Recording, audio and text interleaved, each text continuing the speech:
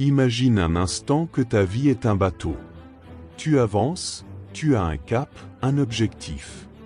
Mais autour de toi, tu embarques des passagers. Certains rament avec toi, t'aident à avancer, te motivent. Et d'autres font des trous dans la coque.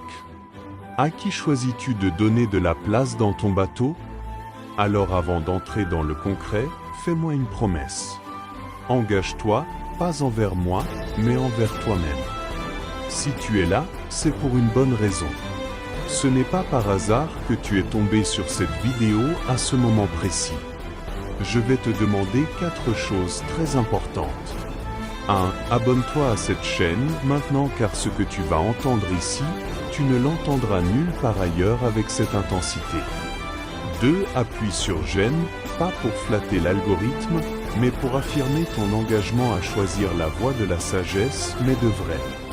3. Partage cette vidéo à une personne que tu aimes, parce que celui qui partage en reçoit davantage. Étage 4. Dis-moi dans les commentaires depuis quel pays et à quelle heure tu regardes cette vidéo. Pas par curiosité, mais pour voir jusqu'où ce message va résonner dans le monde. Jusqu'où l'énergie de la sagesse va circuler parce que ce n'est pas juste une vidéo. C'est un départ collectif. Un changement silencieux de tous ceux qui en ont assez d'attendre la permission de vivre pleinement leurs rêves, et je vais te dire une chose essentielle qu'on ne te dit pas assez.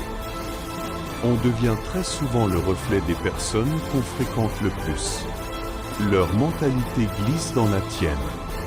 Leur manière de penser, de parler, de voir la vie finit par devenir ta norme. C'est pour cela que cette déclaration est une bombe. Éloigne-toi de ceux que tu ne veux pas devenir. Pas par arrogance, pas par mépris, mais par responsabilité envers ton propre futur. Première partie, l'environnement façonne la destinée. Si tu passes tes journées avec des personnes qui se plaignent, tu vas te plaindre. Si tu t'entoures de personnes qui procrastinent, tu vas faire pareil. Si tu traînes avec ceux qui rêvent petit, ton ambition va rétrécir sans même que tu t'en rendes compte. À l'inverse, quand tu t'entoures de personnes disciplinées, ambitieuses, focalisées, qui se lèvent tôt, qui lisent, qui investissent, qui se forment, tu finis par t'aligner naturellement avec leurs habitudes. Ce n'est pas magique. C'est mathématique. L'énergie se transfère. La discipline s'attrape. L'ambition contamine. Deuxième partie. Étudier les riches ne suffit pas, il faut imiter leurs habitudes. La plupart des gens regardent les riches comme des extraterrestres. Pourtant, les riches ne sont pas riches par hasard. Ils ne sont pas riches à cause de la chance. Ils le sont parce qu'ils ont cultivé, jour après jour, des habitudes qui construisent la richesse. Et si tu veux obtenir ce qu'ils ont, tu dois commencer par faire ce qu'ils font. Tu veux devenir financièrement libre? Alors imite leur discipline, leur capacité à apprendre, leur manière de gérer le temps, leur manière de gérer l'argent, leur obsession pour l'amélioration personnelle, leur capacité à dire non aux distractions. Les riches lisent. Les riches investissent. Les riches se lèvent tôt. Les riches gèrent leurs émotions. Les riches s'entourent d'autres gagnants.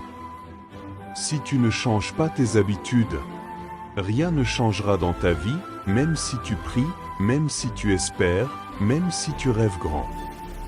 Troisième partie, l'éloignement n'est pas une rupture, c'est une protection.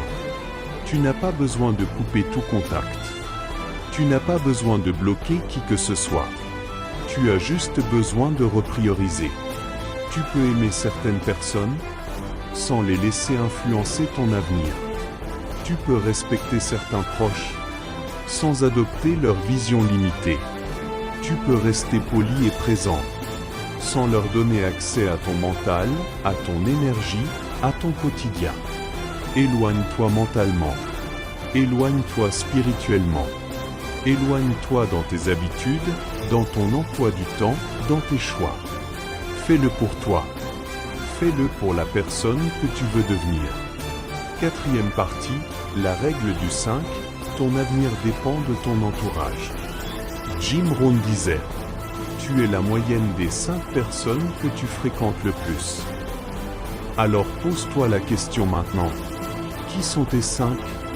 Te tirent-ils vers l'eau? Ou te ramènent-ils constamment au même niveau?